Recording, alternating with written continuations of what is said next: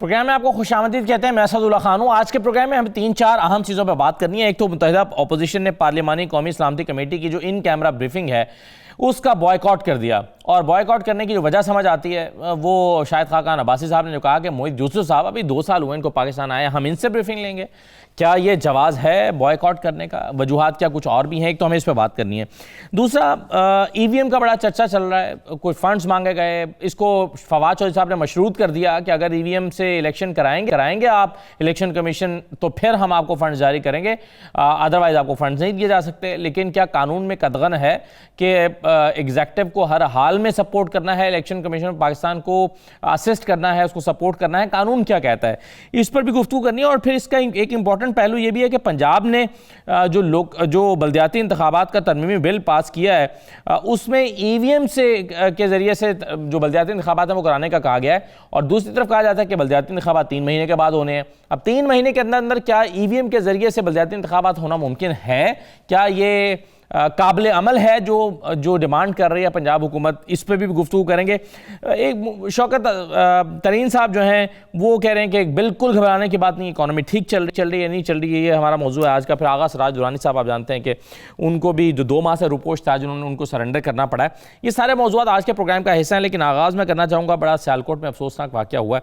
वहाँ पर तौहीन मज़हब का इल्ज़ाम लगाकर एक गैर मुल्की बाशिंदे को हलाक कर दिया गया, और फिर उसके जिस्म को आग लगा दी गई, और फैसला जो है वो एक बार फिर सड़क पर हुआ। ज़ाहिर है इस पर पंजाब हुकूमत का कंसर्न ये है। हसन खावर साहब ने प्रेस कॉन्फ्रेंस की, उन्होंने कहा कि इस पर ज़ाहिर है फ़र्द वाहिद को ये इख्तियार नहीं दिया जा सकता कि वो खुद फैसला करके किसी की जान ले ले, और इस ज़िम्मन में 50 गिरफ्तारियाँ भी अमल में आ गई हैं, मामले की छानबीन कर रहे हैं और हक़ाइक़ जानने की कोशिश कर रहे हैं। बहरहाल ये सियालकोट में एक वाक़या पेश आया है, और ये अपनी नौइयत का पहला वाक़या नहीं है। इस तरह के कई वाक़यात हमें लाहौर की मुख्तलिफ़ कॉलोनीज़ में जिनका अक़लियतों के साथ ताल्लुक़ है या अक़लियत के साथ ताल्लुक़ न भी हो, बाचा खान यूनिवर्सिटी में एक नौजवान के साथ इस तरह का वाक़या पेश आया। तो तौहीन मज़हब के इल्ज़ाम में सड़क के ऊपर अदालत लगाकर किसी को की जान ले लेना, इसके कई वाक़यात पहले भी हो चुके हैं। सवाल यह है कि हमने इसकी रोकथाम के लिए क्या किया। हम कोशिश करेंगे पंजाब हुकूमत का मौक़िफ़ इस पर लें। अभी प्रोग्राम में हसन खावर साहब का या किसी और जो भी इस पर मौक़िफ़ दे सकें, हम कोशिश करते हैं उनका मौक़िफ़ लें ताकि जान सकें कि अब तक सुबह 11 बजे का अगर ये वाक़या है तो अब तक कार्रवाई क्या हुई है, पेशरफ्त क्या हो चुकी है इसमें। लेकिन मैं आगाज़ में औरिया साहब, आप कैसे देखते हैं इस वाक़े को जिसमें एक मरतबा फिर सड़क के ऊपर अदालत लगाई गई है सियालकोट में जो हुआ? देखिए, बहुत ही गलत है और ये बिल्कुल नहीं होना चाहिए। एक अरसे से एक रवैया जो है बनता चला जा रहा है, और इसमें दोनों तरफ का कसूर है। एक तो कसूर हुकूमतों का है कि उन्होंने उन ऐसे केसेस के बारे में वो रवैया रखा जो कि मगरब का रवैया था, और जो मगरब चाहता था कि इस तरह का रवैया रखा जाए, और दूसरा जो है कि लोगों ने उसके ऊपर रिएक्ट किया। कोई भी हुकूमत जो अपने अवाम के किसी मामलात के हिसाब से सेंसिटिव ना होती, उसके मुल्क में यही पैदा होता है, यही हालात पैदा होते हैं। बिल्कुल मुझे 1857 की वो याद आ रहा है, म्यूटनी रिपोर्ट। उसमें गदर की रिपोर्ट के अंदर वो कहते ये हैं कि उसके अंदर जो है अपना उसकी छावनी जो है मेरठ की, उसके अंदर अफवाह फैल गई कि जो कारतूस आए हैं ये दांत से खोलने पड़ते हैं, इसमें सुअर की और गाय की चर्बी है। और कोई बंदा नहीं था बताने वाला, क्योंकि लोकल बंदा कोई था ही नहीं, सारे गोरे थे। गोरा कहता था नहीं है, वो कहता है, इसमें वो बगावत शुरू हो गई। अब देखिए श्रीलंका के बंदे को लगाना, और फिर खासतौर पर सेंसिटिव। अभी मैं देख रहा था उसका बेसिकली सुपरवाइजर, उसका पहले से झगड़ा चल रहा था वहां पर, और सुपरवाइजर जो है वो कुछ और मामला भी थे वहां पे, कहा है जी हाँ, काम ज्यादा लेने पर या कुछ इस तरह के मामलात पर भी एक वहां पर एक तनाव मौजूद था बुनियादी तौर पर। इस वाक़े से पहले एक तनाव, देखे ना, दो चीजें बहुत अहम हैं। एक तो रसूल अकरम सल्लल्लाहु अलैहि वसल्लम ने फरमाया कि आग से जलाना, सिर्फ अजाब देना अल्लाह का है। इंसान में किसी को अल्लाह ने, रसूलुल्लाह को इख्तियार नहीं है कि आग में जलाए किसी को। रसूलुल्लाह सल्लल्लाहु अलैहि वसल्लम ने कहा मुझे कोई इख्तियार नहीं है इस मसले के अंदर। और दूसरी बात यह है कि किसी को यह इख्तियार नहीं है कि वो अपनी जाती मामलात के अंदर, ये इससे बड़ी तो रसालत क्या होती है कि आपके जाती झगड़े में आप रसूलुल्लाह के नाम को खींचे। इससे ये तो, और जो लोग इसके पकड़े जाएं उनको तौहीन रसालत में ट्राई होना चाहिए उनका। बिल्कुल सही है। इस पर हम कोशिश करते हैं पंजाब हुकूमत का मौक़िफ़ आ जाए तो हम इस पर मज़ीद गुफ्तगू कर लेंगे। मेरे साथ बैरिस्टर अली ज़फ़र साहब, सेनेटर फरहानुल्लाह साहब और तैमूर तालपुर साहब मौजूद हैं। मैं तमाम मेहमानों को खुशामदीद कहता हूँ। अली ज़फ़र साहब, 3-4 इंपॉर्टेंट चीज़ें हैं जो मैंने इंट्रो में भी कहा, उस पर हमें बात प्रोग्राम में। ये सबसे पहले तो ये बताइएगा कि ये फवाद चौधरी साहब ने जो कहा कि इलेक्शन जो है वो ईवीएम के ज़रिए अगर होंगे तो फंड जारी किए जाएंगे। क्या फंड जारी करने को मशरूत किया जा सकता है? फवाद चौधरी साहब ने कहा क्या था, ये मैं आपको सुनवा देता हूं, फिर मैं जरा इसके दीगर पहलुओं पर बात करता हूं। जो कानून में तब्दीली है उसके बाद इलेक्शन कमीशन को हम ये समझते हैं कि अगले तमाम जो अभी बाई इलेक्शंस हैं ये ईवीएम के ऊपर कराने लाजमी है, और अगर इलेक्शन ईवीएम के ऊपर नहीं होते तो हुकूमत उसको फंड नहीं कर सकेगी, क्योंकि कानून सिर्फ ईवीएम के ऊपर इंतखाबात को मानता है। जी सेनेटर साहब, क्या आपके ख्याल में मशरूत किया जा सकता है अली जफर साहब फंड्स को ईवीएम के साथ इलेक्शन होने से? जी, मेरी नजर में जो आइन का तकाजा है तो ये है कि इलेक्शन कमीशन ऑफ पाकिस्तान का काम है कानून के मुताबिक इलेक्शन कराना, और जो हुकूमत वक्त है, जो भी हुकूमत हो, उनका फर्ज है कि वो जो फंड चाहिए इलेक्शन कमीशन ऑफ पाकिस्तान को, जो पैसे चाहिए इलेक्शन साफ शफाफ कराने के लिए, वो फंड हुकूमत बजट से निकाल के उनको दे। तो ये इसमें आप कंडीशनल नहीं बना सकते। मेरा ख्याल है जो मकसद कहने का ये है, जब ये बात की जाती है, अगर कोई करता है बात ऐसी कि फंड कंडीशनल है, तो मकसद कहने का ये है कि अगर आपने फंड मांगे हैं ईवीएम के लिए तो हुकूमत जरूर उसको देने की पाबंद है, और वो जो फंड्स हैं वो आप ईवीएम पे ही इस्तेमाल करें। लेकिन मसलन अगर वो वैसे भी फंड मांगे, चाहे वो ईवीएम के लिए हो, चाहे वो मजीद कोई और इलेक्शन के मकासद के लिए फंड्स हो, तो वो फंड देना तो हुकूमत का फर्ज बनता है मेरी नज़र में आईनी तौर पर। सही, ठीक है। लेकिन जी दूसरा एक और पहलू है इसमें बैरिस्टर साहब, वो ये है कि पंजाब हुकूमत ने जो बल्दियाती इंतखाबात का तरमीमी बिल पेश किया है, पास किया है, उसमें उन्होंने कहा कि जी ये ईवीएम से कराए जाएंगे। अब हम जब पंजाब हुकूमत से पूछते हैं आप इलेक्शन कब कर, बल्दियाती इंतखाबात कब कराने का इरादा रखते हैं, तो वो कहते हैं कि जी मार्च में कराने का इरादा रखते हैं। अब मार्च में रह गए 3 महीने, बिल पास हो गया ईवीएम का, तो ये क्या 3 महीने में ईवीएम के जरिए इंतखाबात कराना मुमकिन है? अगर नहीं है तो क्या ऐसी कानून साजी करके खुद इलेक्शन कमीशन को कानून को वायलेट करने का रास्ता नहीं दिखाया जा रहा? जी, आपकी बात ये दुरुस्त है कि जरा जो थोड़ा कंफ्यूजन पैदा हो गई है कानून में, क्योंकि कानून में अगर पंजाब हुकूमत ने ये कहा है कि ईवीएम इस्तेमाल करने लोकल बॉडी इलेक्शन के लिए, और लोकल बॉडी इलेक्शन कुछ 2 दिन दूर हैं, तो यकीनी तौर पे शायद उन इलेक्शंस में ईवीएम मैन्युफैक्चर करना, उनकी फैसिलिटी लगाना, ट्रेनिंग करना, मेरी नजर में इस टाइम वक्त कम होगा। और अगर वो वक्त कम है और इलेक्शन कमीशन उसको पूरा नहीं कर सकती, तो फिर उनको वापस हुकूमत को या गवर्नमेंट को कहना पड़ेगा, या ये पार्लियामेंट को ही अपना किरदार, ये प्रोविंशियल असेंबली को अपना किरदार अदा करना पड़ेगा।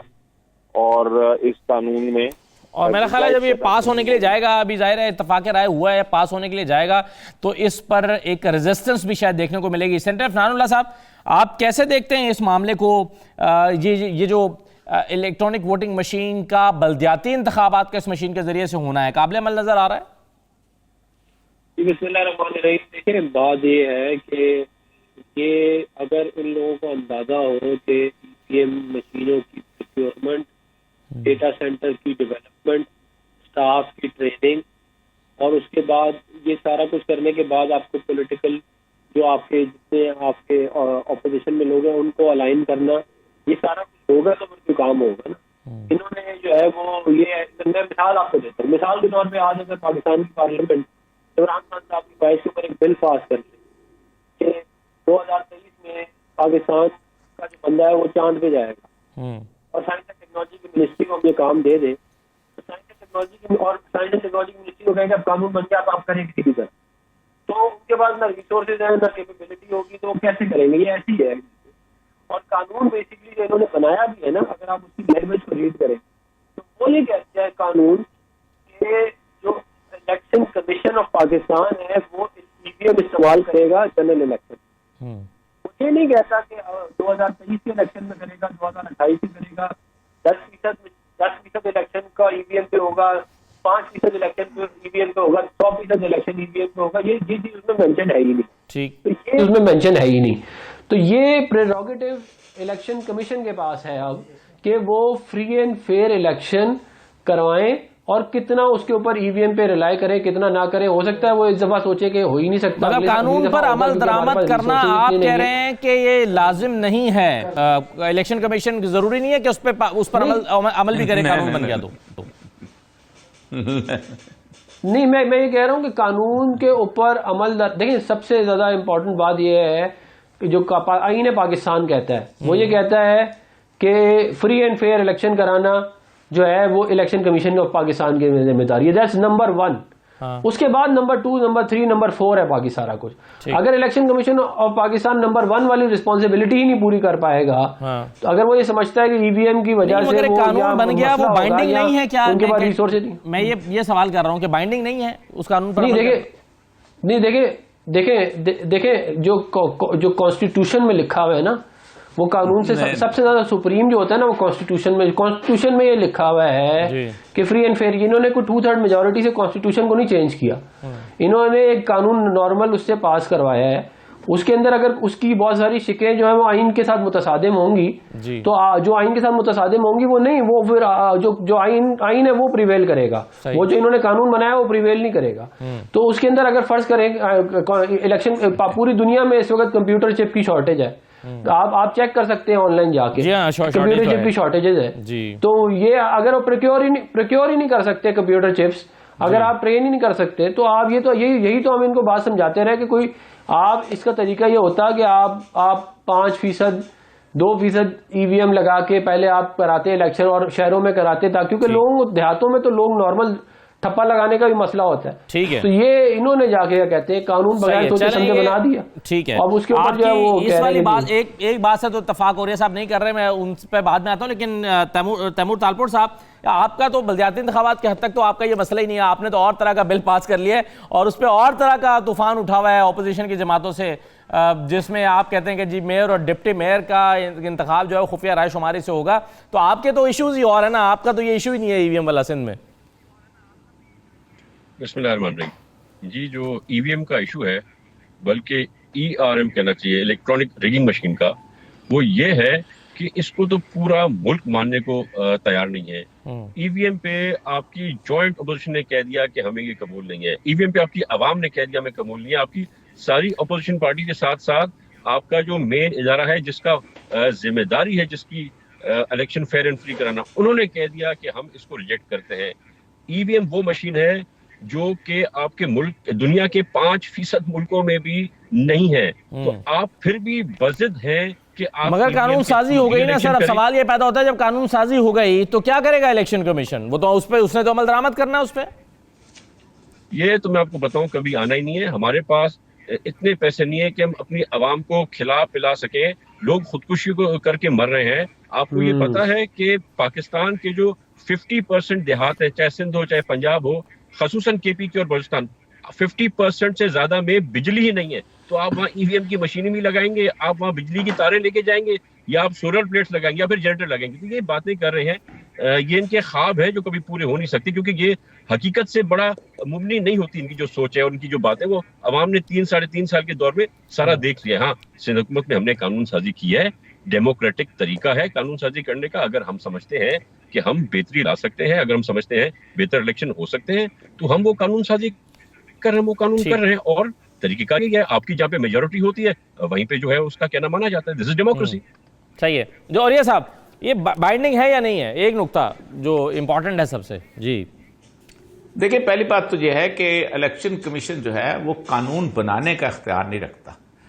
वो अगर इसको अच्छा नहीं लगता तो असेंबली का कहेगा कि इस कानून को बदल दे। कानून आखिर फिर असेंबली ने बनना है, लेकिन जब तक वो कानून मौजूद है उसके ऊपर उसका अमल करना पड़ेगा। दूसरी बात यह है कि आइन के मुताबिक आइन की इंटरप्रिटेशन भी इलेक्शन कमीशन का इख्तियार नहीं, सुप्रीम कोर्ट का इख्तियार है। ये वाहिद इख्तियार है कि आइन के मुताबिक लॉ कौन सा है। ये पाकिस्तान में किसी अरे गैर नस्ल खैर का इख्तियार नहीं, ये सुप्रीम कोर्ट का इख्तियार है। कल को बंदा खड़े होकर सेक्रेटरी कह देता है कि जी मैं तो नहीं मानता हूं, ये आइन के खिलाफ है कानून बना हुआ, मैं नहीं मानता हूं। या कल को चीफ सेक्रेटरी कह देता है या इसी तरह इलेक्शन कमीशन कल को कोई भी अदारा कह देता है कि आपने जो कानून बनाया तो वो जाएगा सुप्रीम कोर्ट के पास, तो या तो सुप्रीम कोर्ट इस पर फैसला करेगी या उसके, एक बात ये। दूसरी बात ये है कि अभी भी जो पाकिस्तान में मुरवजा तरीकेकार है वो पोलिंग स्टेशन का तरीकेकार है।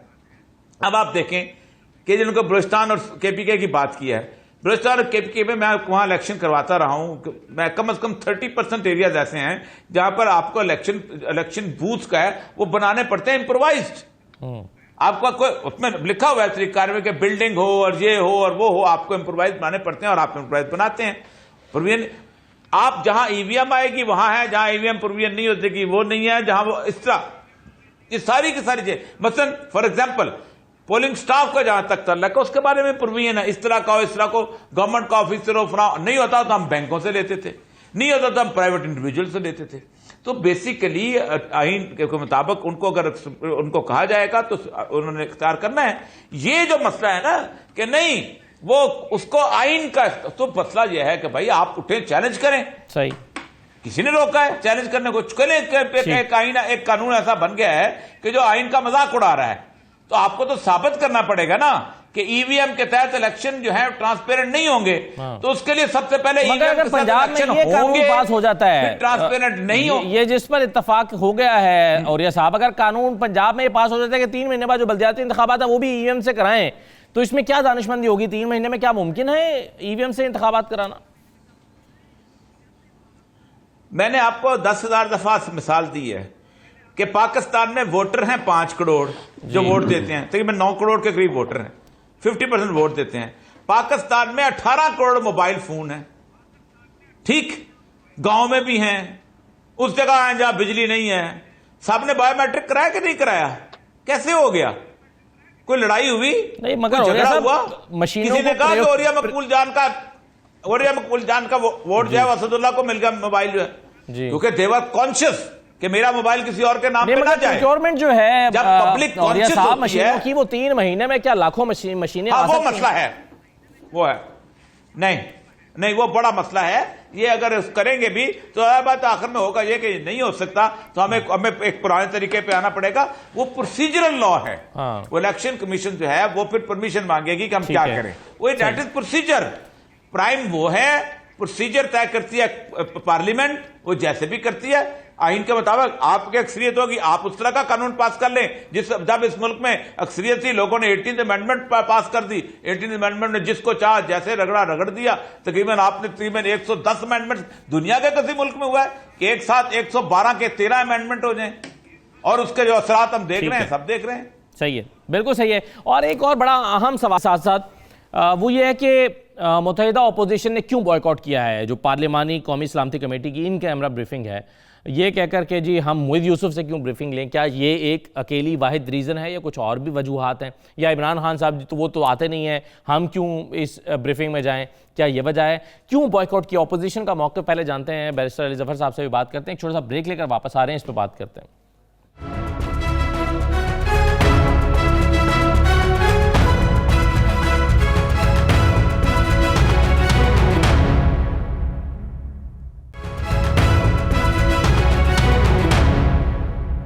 दोबारा आपको खुशामदीद कहते हैं। ऑपोजिशन ने बॉयकॉट कर दिया जी, वो कहते हैं कि जी जो इन कैमरा ब्रीफिंग है पार्लिमानी कौमी सलामती कमेटी की, उसमें शिरकत नहीं करेंगे, ये ब्रीफिंग नहीं लेंगे। शायद खाकान अब्बासी साहब ने क्या कहा है, जरा पहले ये सुन लीजिए।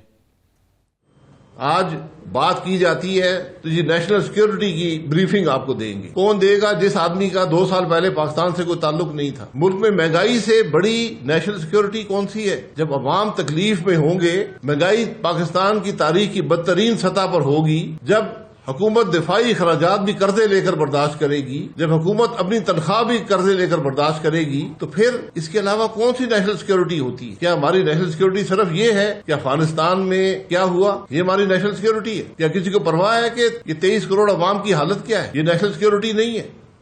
अफनानुल्लाह साहब, क्या मोईद यूसुफ से ब्रीफिंग लेने पर एतराज है? देखिए, हमारा एतमाद नहीं है इस रिजीम के ऊपर, और हमारा एतमाद नहीं है मोईद यूसुफ पे, इसलिए क्योंकि मोईद यूसुफ साहब जो है वो अमेरिकन नेशनल थे कुछ अरसा पहले, उनको वहाँ से इंपोर्ट करके यहाँ पे हमारे सरों पे बिठाया गया है नेशनल सिक्योरिटी का, और उन लोगों ने बिठाया है जो सारे पाकिस्तान को सिक्योरिटी के भाषण देते हैं कि ये होना चाहिए, यूँ होना चाहिए, यूँ हो गया, उसको आपने नेशनल सिक्योरिटी एडवाइज़र लगा दिया पाकिस्तान का, जिसके ऊपर बहुत सीरियस किस्म के एलिगेशंस हैं। तो ये ज़रा हम उससे भी नहीं लेते, और हम ओवरऑल हमारा जो है इस रिजीम के ऊपर एतमाद उठ गया है। क्योंकि इन लोगों, आप 22 करोड़ लोगों का बुरा हाल हुआ है, लोग भूखे मर रहे हैं, और इनको ईवीएम की फिक्रें लगी हुई हैं। ये आवाम को ईवीएम खिलाने के चक्कर में है।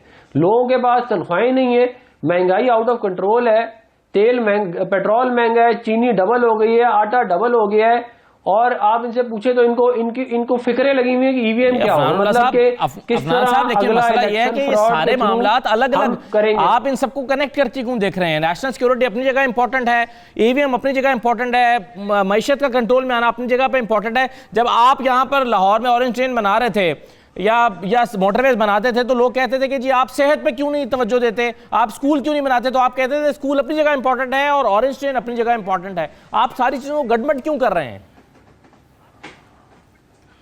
देखिए, हम गड़बड़ नहीं कर रहे। हमने कोई बाहर का एजेंट लाके पाकिस्तान का नेशनल सिक्योरिटी एडवाइजर नहीं लगाया था। हमने जो है वो इलेक्शन करके पैदा नहीं हुए थे। सुन लेना मेरी बात, हम कोई रिगिंग वाले इलेक्शन की पैदावार नहीं है कि हम आवाम के वोट लेके आए थे। ये जो है इलेक्शन रिग करके आए हैं। इन्होंने पिछले 4 साल में आवाम का सत्यानाश करके रख दिया है। हर महंगाई इनकी से कंट्रोल नहीं होती, कोई चीज इनकी सीधी नहीं है। ऊपर से वजीर आजम साहब आते नहीं है, और जो अभी ज्वाइंट सेशन के अंदर जो कुछ हुआ है, जिस तरह लोगों से वोट डलवाए गए हैं, हम क्यों जाए क्या कहते हैं इन ब्रीफिंग के अंदर? इससे तो लगेगा कि जैसे हम इनके ऊपर एतमाद करते हैं। मगर आप किस बुनियाद पर ये कह रहे हैं? मेरा सवाल ये है कि आप थोड़ा सख्त लफ्ज इस्तेमाल नहीं कर रहे। आप किस बुनियाद पर मोदी यूसुफ साहब की जो हुब्बुल वतनी है उसको शक कर रहे हैं और कह रहे हैं कि एजेंट लाकर बैठा दिया गया? देखिए, he is an imported technocrat. Pakistan की हिस्ट्री ये रही है अनफॉर्चुनेटली कि हमने वजीर आजम भी इम्पोर्ट किए, और उन लोगों ने इम्पोर्ट किए जो वैसे सारे पाकिस्तान को भाषण देते हैं सिक्योरिटी के ऊपर कि ये होना चाहिए, वो होना चाहिए। आपको 22 करोड़ लोगों में कोई नहीं मिला था जो पाकिस्तान के अंदर जिसका सारा का सारा स्टेक हो। आप बाहर से ला के लोग हम पे मुसल्लत करे जा रहे हैं।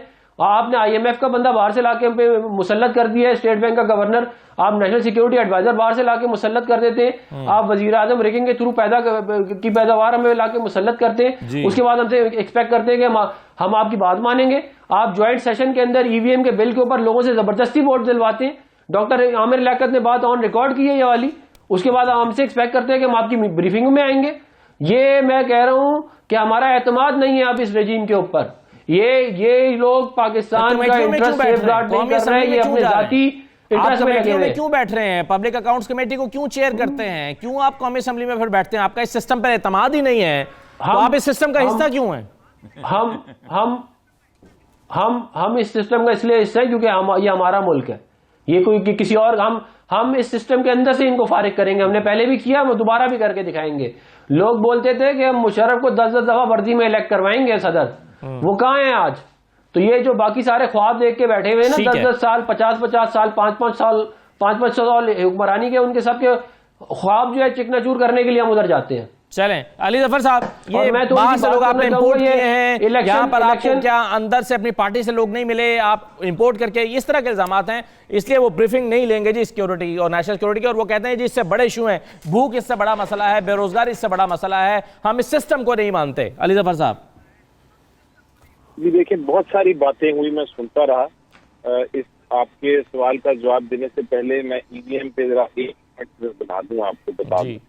कहा गया है कुछ लोगों की तरफ से कि जो पार्लियामेंट का कानून बनाया जाए उसको मानना जरूरी नहीं है इलेक्शन कमीशन ऑफ पाकिस्तान को। ऐसी बात नहीं है। जब तक कानून कायम है, जब तक उसको सुप्रीम कोर्ट या पार्लियामेंट खुद कलअदम करार नहीं देती या पार्लियामेंट उसको रिपील नहीं करती, इलेक्शन कमीशन ऑफ पाकिस्तान ने हर मुमकिन कोशिश करनी है और वो करेंगे भी, और उनकी जिम्मेदारी भी है कि वो उस कानून पूरा करें, उसमें जो शिकें हैं उनको इम्प्लीमेंट करें। ठीक, तो ये तो हो गया EVM के बारे में जो कानूनी पॉइंट था। अब आपका जो सेकंड पॉइंट है उसका जवाब मैं कुछ इतना देना चाहूंगा कि मुझे कई बार बड़ा अफसोस होता है ऑपोजिशन पे। जी, ऑपोजिशन का काम है जरूर तनकीद करे, क्रिटिसाइज करे, लेकिन साथ साथ जब नेशनल इंटरेस्ट हैं तो वहाँ कम अज कम जो पॉलिटिक्स है, जो सियासत है, उसको साइड पे करना चाहिए और नेशनल इंटरेस्ट, एक सिक्योरिटी इंटरेस्ट है, उसके मामले में उसकी आगाही के लिए, उसकी इंफॉर्मेशन लेने के लिए, उस पर सवालात उठाने के लिए, उस पर इन्वेस्टिगेशन कराने के लिए जरूरी है कि हर बार जब भी सिक्योरिटी के मामला के ऊपर किसी भी ब्रीफिंग हो तो जरूर शिरकत करें। अब ये कहना कि महंगाई है इसलिए हम सिक्योरिटी में नहीं, ब्रीफिंग में शामिल होना चाहते, या शक करना किसी के ऊपर कि वो जेन्युइन नहीं है, ये सारी बातें बिल्कुल गलत है। सबसे पहले तो मेरी नजर में मैं नहीं फैसला कर सकता कि कौन पैट्रियोटिक है, पाकिस्तान से मोहब्बत करता है और कौन नहीं करता जी। वो अगर कोई आके अपना काम छोड़ के, सब कुछ छोड़ छड़ा के पाकिस्तान की खातिर हमारी सिक्योरिटी के इन मामला में इन्वॉल्व है और वो बड़ा अच्छा काम कर रहा है और वो ब्रीफिंग देना चाहता है और उसको हुकूमत समझती है कि वो इतना कॉम्पिटेंट है कि वो ब्रीफिंग दे सके, तो मैं कौन होता हूँ या ऑपोजिशन कौन होती है कि वो उनके क्रेडेंशियल्स या उनकी जो पर्सनल उनकी पैट्रियोटिज्म है उसके ऊपर कोई निशान उठाए। दूसरी बात आपने बिल्कुल दुरुस्त फरमाई कि ये चीजों को मिक्स करने की जो एक तरह से आदत हो रही है कि जब भी कोई बात की जाए, चाहे वो पार्लियामेंट में डिबेट की बात की जाए, चाहे किसी और कानून की बात की जाए, चाहे वो रेप लॉ हो, चाहे वो कोई सोशल लॉ हो, उसके साथ मिला देते हैं कि जी महंगाई बहुत हो गई, हम तो बैठना नहीं चाहते इस हुकूमत के साथ। तो ये जो जिसको आपने मिक्स एंड मैच वाली जो अपोजिशन है, एक चीज जिसका एक दूसरी चीज के साथ कोई कनेक्शन नहीं, उसको आगे ला के बात करना बार बार की महंगाई है इसलिए हम ये नहीं कर रहे, मेरे मुताबिक ये दुरुस्त अपोजिशन नहीं सही है। चलें तैमूर तालपुर साहब से जरा राय लेते हैं। तैमूर साहब, एक तरफ आप सिविल सुपरमेसी की बात करते हैं, जमहूरी रवैयों की बात करते हैं, आप कहते हैं कि पार्लियामेंटेरियंस को आगे आना चाहिए या फिर जो जमहूरी चेहरे हैं उनको आगे आना चाहिए। माजी के बरक्स अगर एक ऐसा शख्स जो सिविलियन हुकूमत से ताल्लुक़ रखता है वो ब्रीफिंग देना चाहता है तो आप उसको अटेंड नहीं कर रहे हैं, क्या ये सही तर्ज अमल है? सबसे पहले तो मुझे जरा आप ये बताएं कि हमारी तो सीरियसनेस है हर मैटर में, हर इशू पर, हर वो चीज जो रिलेट करती है हमारे, पर मुझे जरा ये बताएं कि इनकी सीरियसनेस क्या है। ये जो नेशनल सिक्योरिटी काउंसिल की इतनी बड़ी बड़ी मेरे भाई बातें कर रहे हैं, तो मुझे ये बताएं कि प्राइम मिनिस्टर कितनी बार आके अटेंड कर चुका है ये ब्रीफिंग या प्रेजाइड कर चुका है, और कल क्या उसका अगली उसके आने का प्रोग्राम है।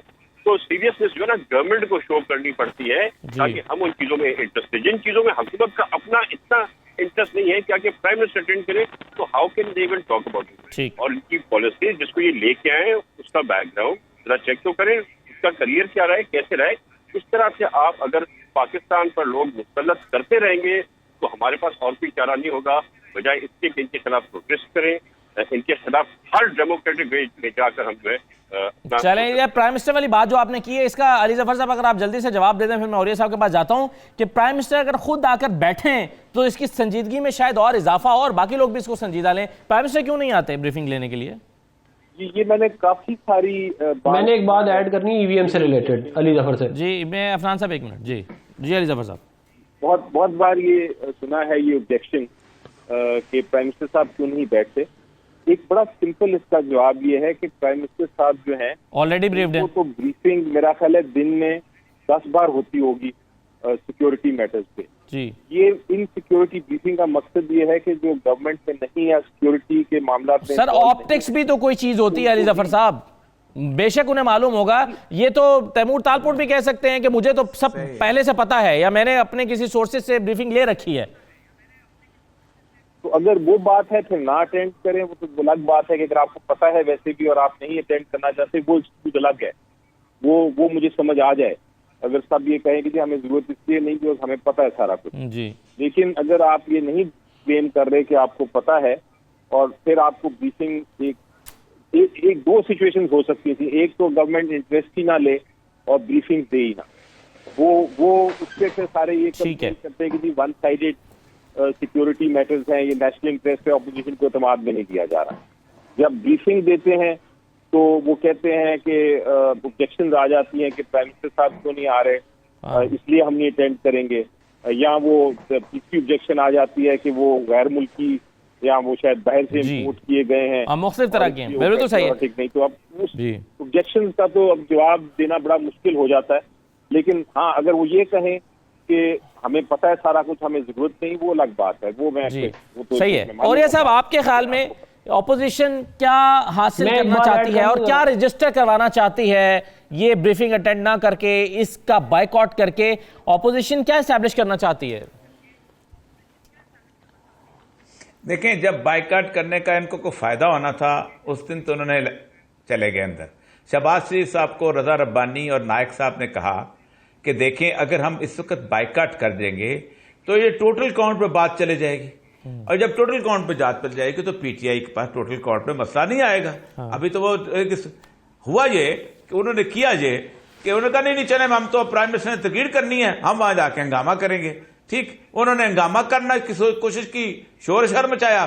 शोर शर मचाने के बाद हुआ ये कि उन्होंने कहा, खड़े होकर कह दिया कि देखें आप अपना काउंट करें, काउंट पूरा नहीं। उन्होंने उस्ताद हैदर साहब ने, और वो काउंट पूरा हो गया। जब वो काउंट पूरा हुआ तो उन्होंने अगले 5 दिन मंजूर करवा लिए, और फिर उसके बाद ये बाहर आ गए। अब इनके पास सुप्रीम कोर्ट में जाने की एक कोई वजह ही खत्म हो गई है कि ये जनाब इनकी अददी अक्सरियत पूरी नहीं थी। तो जहां तो इनको जाना नहीं चाहिए था वहां तो ये चले जाते हैं, और बिल पास हो जाता है वहां पर, और बिल को एक मैं तो हैरान नहीं होती है यार, ये अपोजिशन या तो मिले हुए अपोजिशन और गवर्नमेंट सारे के सारे के आ जाओ तुम 5-10 मिनट के लिए, हम ये काउंट पूरा कर लेते हैं ताकि सुप्रीम कोर्ट के सामने जाने के काबिल कोई ना रह जाए। और अब जहां जाना चाहिए वहां कहते हैं हम नहीं जाना। यार खुदा के लिए, पाकिस्तान में सच्ची बात यह है कि ना हुकूमत हो रही है ना अपोजिशन हो रही है। सही है। अफनान साहब, आप इसमें कोई पॉइंट ऐड करना चाह रहे थे? शायद आप यही बताना चाह रहे हैं कि अभी तक आप सुप्रीम कोर्ट क्यों नहीं लेकर गए इसको? नहीं, मैं एक बात ऐड करना ये चाह रहा था ईवीएम से रिलेटेड। ये मैं ऑन द रिकॉर्ड बात कह रहा हूँ। अली जफर साहब जो है उस पार्लिमानी कमेटी का हिस्सा थे जिसका मैं भी था, जब ईवीएम का हम बिल डिस्कस कर रहे थे। उसमें अली जफर साहब बहुत बड़े कानून जो है उसके लॉयर भी हैं और बहुत इनका ज़बरदस्त काम भी है। इन्होंने ऑन द रिकॉर्ड उधर ये बात की कि जो ये कानून है वो ये कहता है कि इलेक्शन कमीशन पाकिस्तान ईवीएम इस्तेमाल करेगा जनरल इलेक्शंस के लिए। ये नहीं कहता कि 2023 के इलेक्शन के लिए करेगा या 2028 के इलेक्शन के लिए करेगा। ये इनके अल्फाज से, मेरे नहीं है, ये इनके अल्फाज से मिनट हुई हुई मीटिंग है। और यही बात हम भी अब करते हैं कि भाई अगर इलेक्शन कमीशन के पाकिस्तान के पास रिसोर्सेज होंगे, अगर उनके पास कैपेसिटी होगी, अगर पाकिस्तान के लोग इस बात को समझते होंगे कि ये सारा काम हो सकता है और ये तो तब तो हो जाएगा ये काम, वरना ये बात अदरीज ही होगा। आप कानून पे अमल दरामद अगर ना हो तो ये कानून की वायलेशन नहीं है। कानून पे अमल दरामद नहीं, मैं ये कह रहा हूं कि कानून की वायलेशन इसलिए नहीं होगी क्योंकि इलेक्शन कमीशन तो कहेगा हम कर रहे हैं, वो ये थोड़ी कह रहे हैं कि हम नहीं कर रहे। लेकिन अगर पूरी दुनिया में कंप्यूटर चिप ही अवेलेबल नहीं है, अगर आपके लोग ही ट्रेन नहीं है, आपके पास लॉजिस्टिक्स नहीं है, डेटा सेंटर नहीं है और टाइम नहीं है, तो ये फिर उतना ही इसकी इंप्लीमेंटेशन होगी जितनी वो कर सकते हैं। ठीक है, 100% इंप्लीमेंटेशन नहीं होगी। ये मैं अली जफर साहब, आपने ये अभी अफनान साहब ने कह दिया कि आपके मीटिंग्स के मिनट्स मौजूद होंगे, उसमें आपने ये कहा था कि जरूरी नहीं है कि 23 में कराया जाए, 28 में भी कराया जा सकता है जब इलेक्शन कमीशन समझे क्या वो कराने के लिए कैपेबल है। क्या ऐसा ही है? जी, मैंने ये नहीं कहा, बल्कि शायद इनको गलतफहमी हुई है थोड़ी सी। मैंने ये कहा था कि जो लॉ बना था, जो कानून बना था, वो जनरल इलेक्शन के लिए बना था, और उसमें मैंने ये कहा था कि अगर कल को अभी 2 साल हैं जनरल इलेक्शन में, अगर साल बाद 1.5 साल बाद ये समझ आ गई पार्लियामेंट को कि ये हो नहीं पा रहा और कुछ कमी है उसमें, तो गुंजाइश दी जा सकती है, पार्लियामेंट उसमें अमेंडमेंट लाया जा सकती है कानून में, ये कहने के लिए कि आप नहीं ऐसी बात नहीं कर सकते हैं, करें। तो ये मौक़िफ़ मेरा बड़ा क्लियर है उसके ऊपर कि ये जनरल इलेक्शन में इस्तेमाल करने के लिए कानून साजी की गई थी, और इसको बल्कि अगर ये गौर से पढ़ें कानून को, तो जो कानून उधर पेश हुआ था आपके पार्लियामेंट्री कमेटी में, जब वो पार्लियामेंट ने, जॉइंट पार्लियामेंट ने पास किया है, तो उसमें कुछ तब्दीलियां भी हैं। अगर ये पढ़ लें तो इनको समझ आ जाएगी कि मैं क्या कह रहा हूँ, क्योंकि इम्प्रूवमेंट की गई थी कानून में। वो जो कानून पास हुआ है वो उसके बाद उसमें अमेंडमेंट बाकायदा मूव की थी उसी दिन जिस दिन जॉइंट पार्लियामेंट था, और वो उसको बिल को तब्दील करके थोड़ा सा उसमें मजीद जो ऑब्जेक्शंस थी रिमूव करके। राइट सर, चले मुझे एक छोटा सा ब्रेक लेने दें सर, ब्रेक के बाद वापस। तो आज के शो में सबसे ज़्यादा जो बात हुई है वो महंगाई और महंगाई है, और इससे पहले भी अक्सर शोज़ में सबसे ज़्यादा लफ्ज़ यही इस्तेमाल होता है। और आज मुशीर ख़जाना ने जो प्रेस कॉन्फ्रेंस की है उसमें उन्होंने कहा कि घबराने की कोई बात नहीं है, इकॉनमी बिल्कुल ठीक जा रही है, चीज़ें बेहतर हो रही हैं। क्या उन्होंने कहा है ये मैं वापस आके ब्रेक से वापस आके आपको दिखाता भी हूँ और इस पर बात भी करते हैं। हमारे साथ रहिए।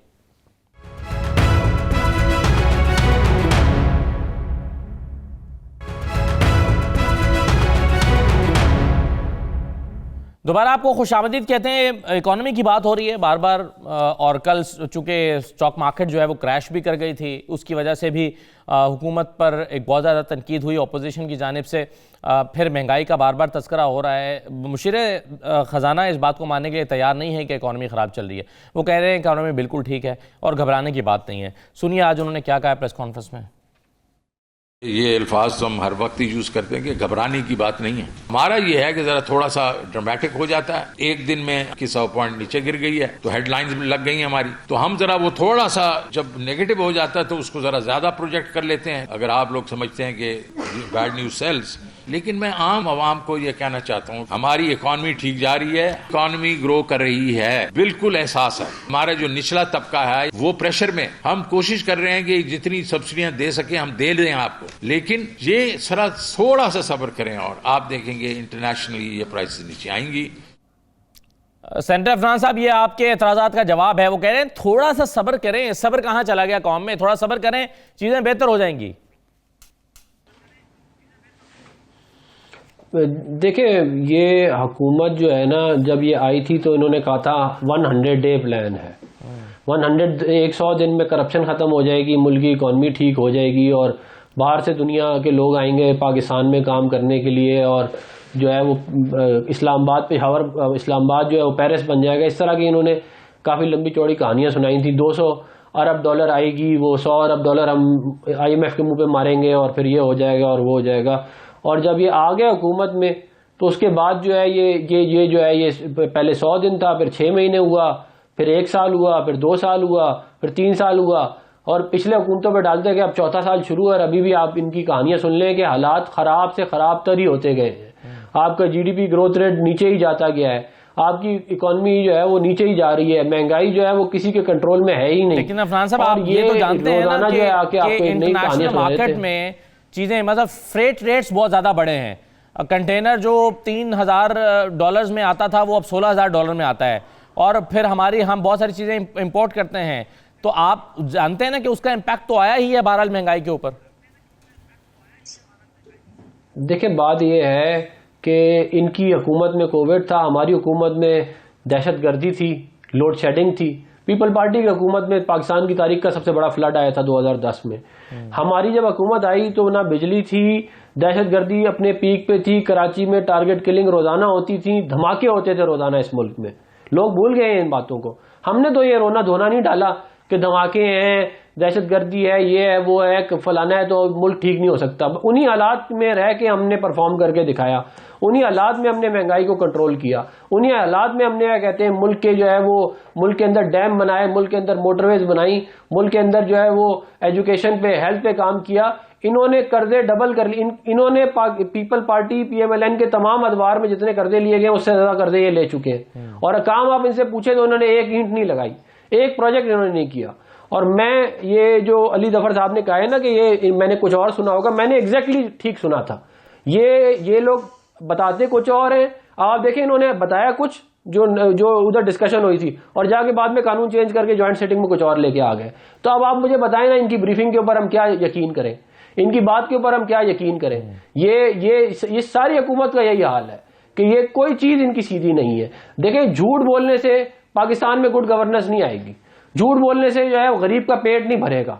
घबराओ ना करने से ना, उस बंदे से पूछे जिसके आज बच्चे भूखे सोएंगे कि उसको घबराना है कि नहीं है घबराना। उससे पूछे जिसकी 20,000 रुपए तनख्वाह है कि वो बजट कैसे बनाता है। उसको ये खुद ऐवानों में बैठ के अयाशियां लगा के शहजादों की घड़ियां बेच के कौम को कह रहे हैं कि घबराना नहीं है। सही तुम्हारा तो 600 कनाल का महल है, बच्चे सारे तुम्हारे पाकिस्तान से बाहर है, तुम्हें क्या परवाह है? हाँ, चलें अली जफर साहब, अब मसला ये है कि जो इकोनॉमिस्ट हमें अदाद शुमार बताते हैं वो आवाम के लिए नहीं होते, वो अदाद शुमार भी शायद इकोनॉमिस्टों के लिए ही होते हैं, दीगर जो माहिरीन है उन्हीं के लिए होते हैं। आवाम को इसी बात से गरज है कि मैं कितने में अपना राशन खरीद रहा हूँ, ग्रॉसरी में, क्या मेरे पास बाइंग पावर है या नहीं है। और आवाम जो है इससे बहरहाल परेशान है। जो लोग इलेक्शन लड़ते हैं, ग्राउंड पर जाते हैं, वो तो इस बात को जानते हैं। जी, मैं इकोनॉमी की बात आपसे भी करता हूँ। मैं सिर्फ मुझे इल्ज़ाम लगाया इन्होंने कि मैंने झूठ बोला, तो इसको मैं इग्नोर कर देता हूँ कि शायद वो जज्बात में बोल गए और ओपन मीडिया पे इन्होंने कह दिया, लेकिन क्योंकि वो पर्सनल उन्होंने मुझे कहा तो मैं खुद ही अपनी मर्जी से इसको इग्नोर कर सकता हूँ, मैं इसका जवाब नहीं दूंगा। अब आगे इकोनॉमी का मामला। ठीक, इकोनॉमी का सिर्फ मसला ये है कि यकीनी तौर पे तो इस वक्त महंगाई का इशू है, इसको कोई डिनाई नहीं कर सकता, और उसकी वजह भी बहुत बार बताई गई है कि उसका डायरेक्ट रिलेशनशिप है जो कमोडिटीज के प्राइसेस दुनिया भर में हाईएस्ट पॉइंट पे चले गए हैं। अब जो जहां तक मैंने ब्रीफिंग ली है उसमें ये नजर आता है कि कमोडिटी प्राइसेस नीचे जा रहे हैं, पेट्रोल के प्राइसेस नीचे जा रहे हैं। अब अदर देन वो जो आपका ऑयल है जिसको कहते हैं पाम ऑयल, उसके अलावा सारे प्राइसेस गिर रहे हैं। उसका इम्पैक्ट आपको नजर आना शुरू हो जाएगा इसी महीने के अंदर इंशाल्लाह। सही है, लेकिन इसमें एक और मसला मगर ये है, और ये साहब, एक पाकिस्तान में तासुर ये है कि एक दफ़ा एक चीज़ ऊपर चली जाए, यानी पेट्रोल तो चले नीचे आ जाता है, लेकिन पेट्रोल की वजह से जो चीज़ें महंगी होंगी वो वापस नीचे नहीं आएंगी। और जाहिर है उसमें फिर जो हुकूमतों ने कंट्रोल करना होता है वो हुकूमतें भी कंट्रोल नहीं करती, प्राइस कंट्रोल कमेटियाँ भी काम नहीं करती, तो वो जो एक बार इम्पैक्ट आ जाता है महंगाई का वो पूरी तरह से वापस नहीं आता। और ये साहब देखें पहली बात तो ये है कि ये बिल्कुल गलत है कि पेट्रोल की वजह से कमोडिटी की चीज़ें बढ़ती हैं या पेट्रोल या इंटरनेशनल चीज़ों का इफेक्ट होता है। जो चीज़ें लोकल प्रोड्यूस होती हैं उस पर कोई इफेक्ट नहीं होता। सिर्फ आप एक मैं मुआवजा कर लें, अली जफर साहब अपने किसी बंदे को भेज के किसी डिप्टी कमिश्नर को कहें कि मांगा मंडी में जो किसान के खेत से टमाटर है वो अगर 5 रुपए का है तो उतना ही टमाटर जो है वो डिफेंस के अंदर 52 रुपए का या 55 रुपए का हो जाता है। ऐसा क्यों होता है? ये बीच में कौन आता है कि जो उसको 55 रुपए पे लेके जाता है? मंडी के अंदर जो टमाटर बिकता है या मंडी के अंदर जो सेब बिकता है, जो आलू बिकता है, ये सब बिकता है, वो मंडी से आते आते जब गुलबर्ग में या समनाबाद में या बाकी जगह पे वहां से महंगा क्यों हो जाता है और इतना ज्यादा महंगा क्यों हो जाता है? इफेक्टिवनेस नहीं है, कंट्रोल नहीं है, मिडिल मैन का है। और जैसे इस हुकूमत का मसला नहीं है, ये हर हुकूमत के साथ रहा है। इसलिए कि मेरा बाप हमें कहा करता था कि 1 रुपए में हम इतना 2 मन चावल लिया करते थे, ठीक है। फिर मेरा बड़ा भाई कहता था, फिर मैं कहता था। फिर ये सारा कुछ किस वजह से हुआ कि एक रेगुलर हर हुकूमत के अंदर ये मैकेनिज्म तबाह हुआ है। और ये मैकेनिज्म तबाह हुआ है 1970s के बाद, जब ये प्राइस कंट्रोल कमेटीज खत्म हुई हैं। आप देखें स्टेबिलिटी थी 1947 से लेके 1970 तक, आपको पैटर्न मिलेगा स्टेबिलिटी का। एक एडमिनिस्ट्रेशन, एक सिस्टम था बना हुआ था जो गोरा बना गया हुआ था, तबाह किया है, मिलकर तबाह किया। मैं आज हैरान होता हूं कि 20 बिलियन डेट था ज़ियाउल हक जब छोड़ के गया है, 20.5 बिलियन डेट, इंटरनेशनल डेट। लाडले आने शुरू हुए 2018 में 93 अरब डॉलर डेट हुआ, ठीक है। अब 23 अरब डॉलर जो है इन्होंने इजाफा किया उसके अंदर जी। ये बिल्कुल गलत है कि आपने डेट ने पाकिस्तान को जिस वक्त आज से 3 साल पहले और आज भी मैं इमरान खान का बनी दिमाग कराने देता, 23 साल उन्होंने कहा हम डेट नहीं लेंगे, लेकिन पाकिस्तान को जिस गंदे गड़े के अंदर फेंका है इस कर्जे के, आप सोचेंगे दुनिया में कोई इंस्टीट्यूशन ऐसा नहीं जो कर्जा दे रहा हो और उससे कर्जा लेने वाला ना हो। हमने ना लिया, हमने G20 से लिया, हमने OI से लिया, हमने पेरिस क्लब से लिया, हमने एक जगह से लिया दूसरे को दिया।